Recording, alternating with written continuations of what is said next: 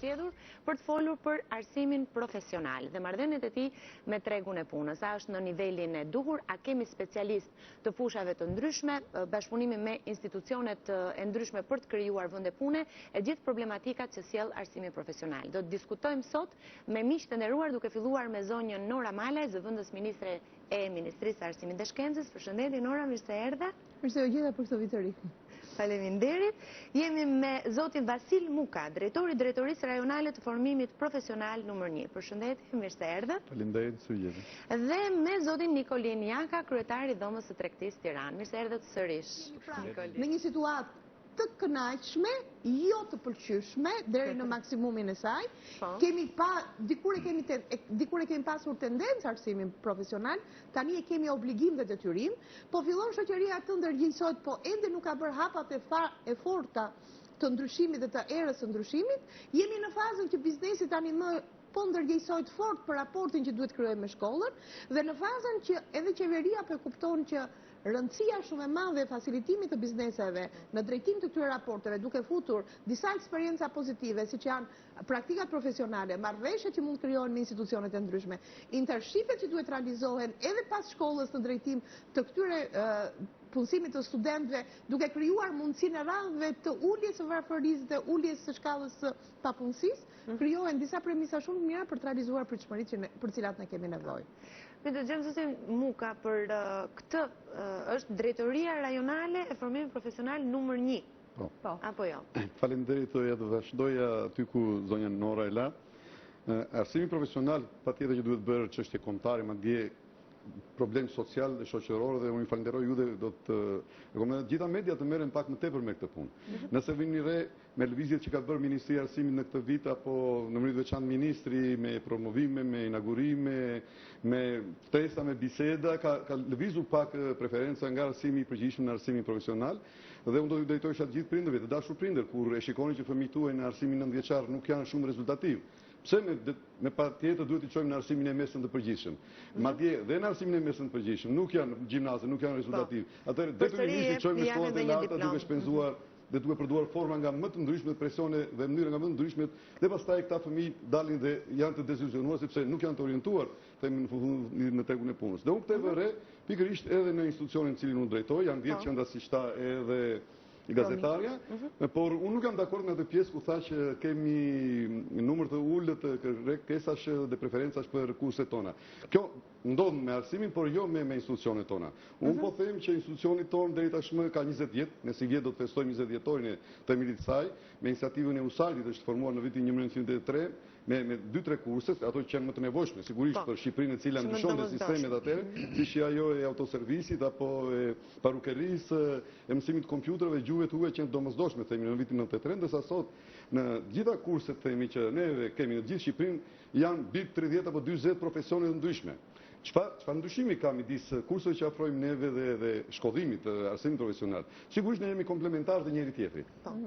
Ka një pjesë të nxënësve themi që mbarojnë shkollat e mesme profesionale, nuk po them sigurisht ata të mesme të përgjithshme, që vinë dhe vazhdojnë ndonjë kurs tek ne. Fjala vjen, ai mund të ketë mbaruar shkollën për elektricist, por duhet të specializohet themi për panele diellore. Ose për kondicioner. Dhe vjen për një kurs, të cilat janë kurse të shpejta, po themi janë kurse fleksible, janë kurse të lira, madje ata që vinë të rekomanduar nga zyrat e punës, ata e kanë 1500 lekë të reja paguajnë për gjithë kursin. Ndërsa të tjerë kanë tarifa 5000 deri në 7.000 lekë të reja që shkojnë në tarifat e kurseve tona. Tarifa minimale. Jo vetëm nga shkollat e mesme, por dhe nga shkollat e larta. Unë pa frikë them që në institucionin tim, të paktën po them për këtë vit mësimor, në cilin unë po ndjek rregullisht, shoh që janë gati 15-20% e kursantëve janë me arsim të lartë. Dhe shumë njerëz çuditen. Pse ndodh kjo? Sigurisht. Ne kemi tashmë kontingjente të shumta të tepërta që kanë mbaruar arsimin e lartë. Unë po them që kemi shumë vajza të cilat kanë mbaruar akademinë e arteve dhe vinë vazhdojnë tek neve në kursin e robaqefsisë. Dhe nëse do mendoj që të hapi një studio, me një qëllim. Ose mund të punojnë për kinostudio, për televizione, e tjera. Dikush vjen edhe për hobi, normalisht sepse është pjesë e feminitetit, ajo punë mësimi i themi robaqefsisë apo qendristarisë. Kemi inxhinierë të cilët kanë mbaruar inxhinieri mekanike, sidomos një pjesë e mirë që shumë mirë të gjithë jemi të ndërgjegjshëm, mbarojnë themi nivelin e parë bachelor dhe nuk arrin dot vazhdojnë masteri. Atëherë çfarë profesioni kanë ta djemë dhe vajzat tona që kanë mbaruar bachelorin? Ata kanë marrë njohuri në fushën e mekanikës, po themi, apo të elektricitetit e tjera, mirë, po nuk kanë një diplom të caktuar, nuk kanë një profesion të caktuar. Atëherë ata pikërisht gjejnë veten në kurset të cilat afrojnë ne. Dhe një djalë, po themi, apo një vajzë që ka mbaruar inxhinieri mekanike apo inxhinieri themi bachelor class gjithmonë, po pse jo kemi ata që kanë mbaruar master, vinë dhe vazhdojnë një kurs tek neve, dhe ai thotë atëherë që unë kam mbaruar, jam specializuar në inxhinieri mekanike, po jam specializuar për panelet diellore, për kondicionerët, apo për autoservisin apo për tjetër e tjetër. Kështu që ka jashtëzakonisht kërkesa në këtë drejtim. Dhe me sa kuptoj, si janë rritur nga viti në vit? Shpesh bëjmë pyetjen edhe vetë, si ka mundësi që ka kaq shumë kërkesa? Me sa duket tashmë, nuk janë kërkesa dhe nuk janë kontingjente që vinë vetëm nga rrethi i Tiranës, pavarësisht se ne jemi për rajonin e Tiranës, po vinë nga rrethet e tjera. Se me sa këta kontingjente po them që vinë tek ne nga rrethi i Tiranës, me sa duket janë pjesa e periferisë së Tiranës.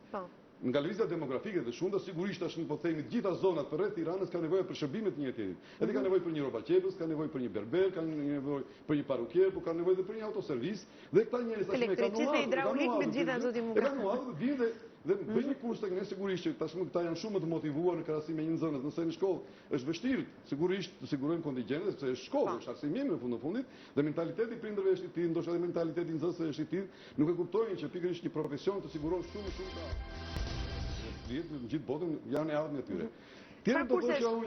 Çfarë kursesh ka të ndara në profile? Kjo është, themi, në avantazhi që neve kemi në krahasim me arsimin profesional.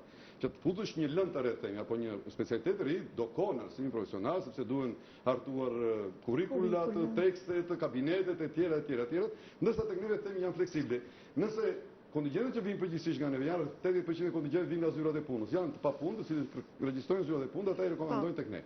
Nëse zyrat e punës rekomandojnë, fjala vjen sepse për nesër ka nevojë për një profesion, në moment e hapim pikërisht kursin. Pra, ne shumë shpejt hartojmë kurrikulat, ja provojmë ato nëpërmjet bordeve tona apo nëpërmjet shërbimit kombëtar dhe ministrisë tonë, gjejmë specialistët part-time dhe fillojmë kursin për një herë, flasim për ato kurse të cilat realisht unë vëre që jo vetëm që Ministria e Arsimit ka filluar me politika të qarta tashmë, se si duhet të organizohet, se si duhet shtrihet arsimi në Shqipëri, por shoh që e shikon biznesin, e shikon sipërmarrjen si aleatin më të ngushtë në implementimin dhe dhënien e dijeve për ata që nesër quhen e ardhmja e vendit.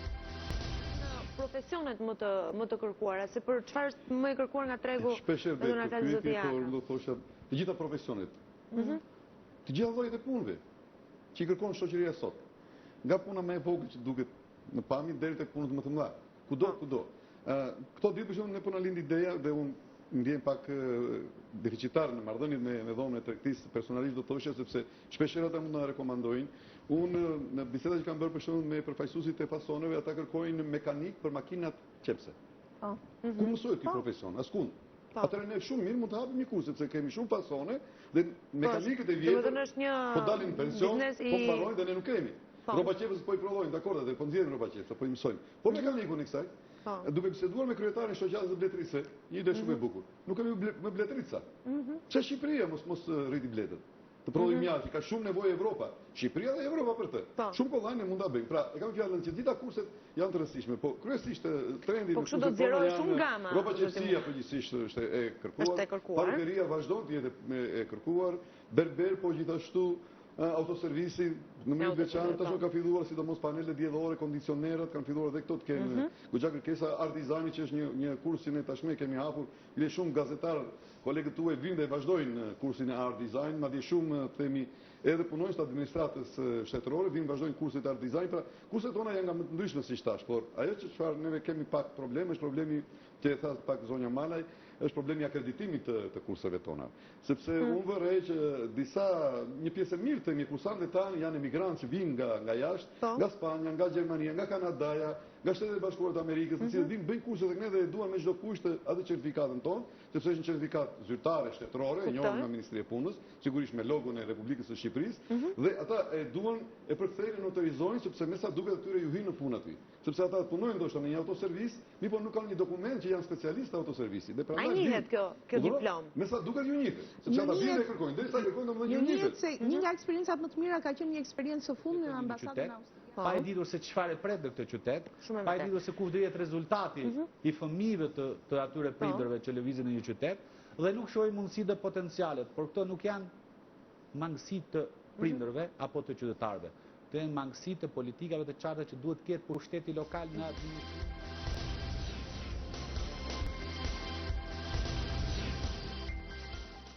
Mirë, kemi marrë një lloj informacion, megjithatë zoti Muka ju tha që ka kurse edhe për kategori të veçanta, për të cilat është pa pagesë. Sigurisht, kurset janë për gjithë llojet e kategorive dhe thash kontingjentet që vinë tek ne janë kontingjentet që fillojnë që nga mosha 15-16 vjeçare. Po.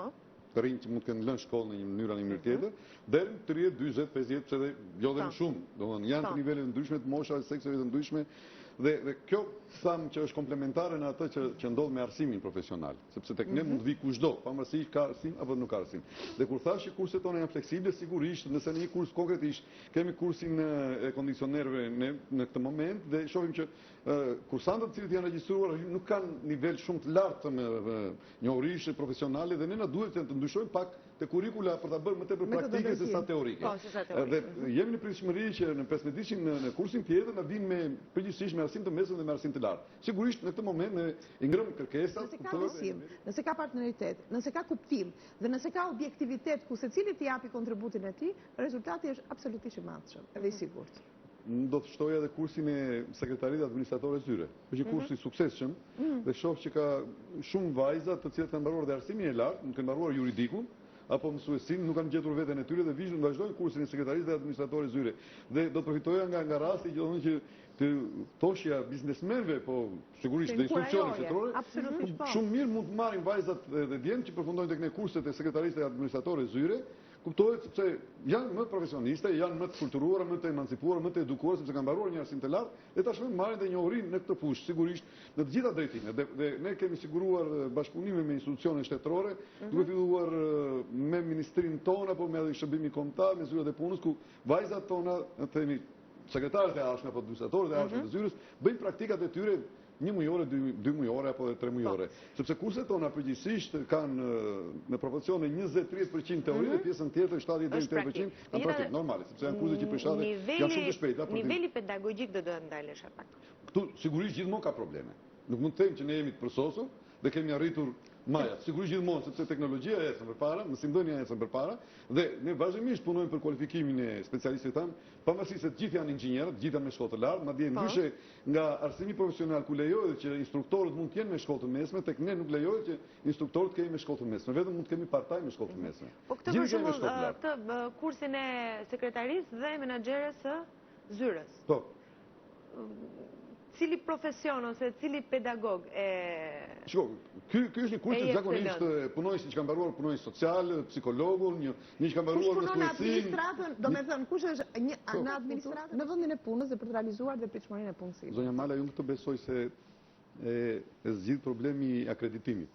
Kur themi, ne jemi të dy antarë në grupin e punës për artimin e strategjisë për zhvillimin e arsimit dhe formimit profesional për 2013-2020 dhe unë besoj që Agjencia Kombëtare e Arsimit dhe Formimit Profesional do të ketë tagrin e plotë që dhe ne e kërkojmë të punë pikërisht akreditoj edhe diplomat tona dhe certifikatat të cilat ne veleshojmë. Se nëse ajo akreditohet, atëherë sigurisht ajo ka një status tjetër dhe kur them akreditim jo vetëm për brenda për tregun e Shqipërisë, por për tregun jashtë Shqipërisë, sidomos për tregun evropian. Atëherë hyjnë akreditohen certifikatat që lëshojnë institucionet tona që janë institucione shtetërore, akreditohen certifikatat e kurseve dhe bizneseve private, dhe të gjitha ato ndjejnë atëherë dhe janë të barabarta, sigurisht siç janë të akredituar pastaj dhe diplomat e shkollave të mesme dhe normale. Kjo është një punë që duhet, por nuk është e lehtë që ta akreditohemi. Na duhet shumë punë që ta akreditohemi.